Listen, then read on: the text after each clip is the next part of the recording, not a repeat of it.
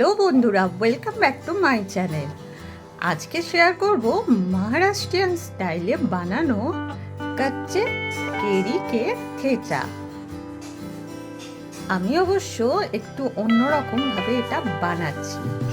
কিভাবে বানাই চটজলদি দেখে নিই।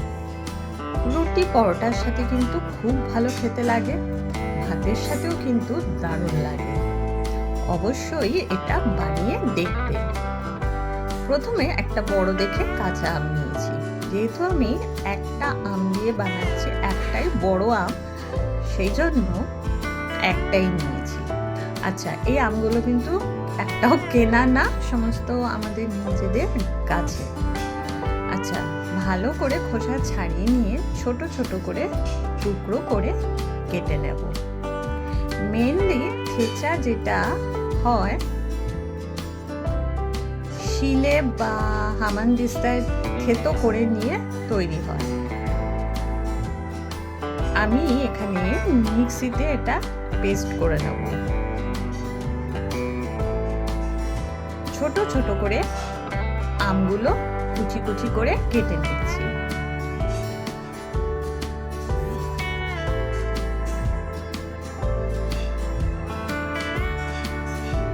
আপনাদের বাড়িতে কাঁচা আমে কি কি বানানো হয় অবশ্যই জানাবে।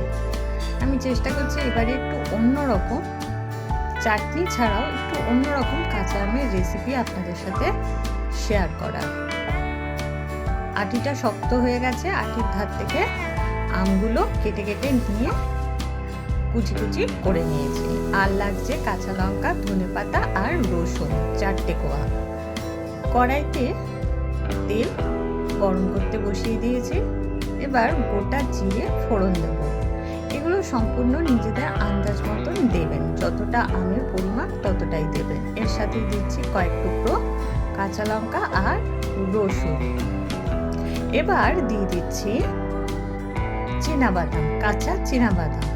চীনাবাদামটা তেলে সামান্য একটু কাঁচা গন্ধটা চলে যাওয়া পর্যন্ত ফ্রাই করে নেব। কাঁচা গন্ধ চলে যাওয়ার পর সামান্য নুন দেব।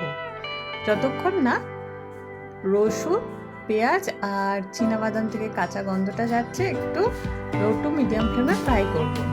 তারপরে দিয়ে দিলাম ধনেপাতা কুচি। ধনেপাতা কুচিটা মেনলি ভাজা হয় না, আমি এখানে সামান্য তেলে ভেজে নিচ্ছি। এবার ব্যাস হয়ে গেছে, বন্ধ করে দিয়েছি গ্যাস, নামিয়ে ঠান্ডা করে নিয়েছি। এবার মিক্সারের জারে নিয়ে নিয়েছি। আবার বলছি, আপনারা চাইলে শিলে এটা থেতো করে নিতে পারেন। আমি এখানে মিক্সিতেই করছি। আর একটু নর্মাল কাঁচা ধনেপাতা কুচি দিচ্ছি। এবার দিয়ে দিচ্ছি আমের টুকরো।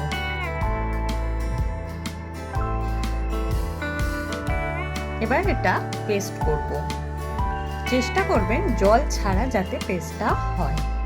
পেস্ট করে নিয়েছি। একটা তড়কা লাগাবো, তার জন্য আরেকটু তেল গরম করে সামান্য একটু হিং ফোড়ন দিয়েছি আর উপর থেকে সেই তেলটা দিয়ে দিয়েছি। ব্যাস তৈরি হয়ে গেল থেচা। থেচাটা একটু দানা দানা হয়, যেহেতু আমি মিক্সিতে এটা পেস্ট করেছি, একটু নরম পেস্ট হয়েছে। তাতে কিন্তু টেস্টের দিক থেকে কোনো খামতি হয়নি, খেতে কিন্তু দারুণ হয়েছিল।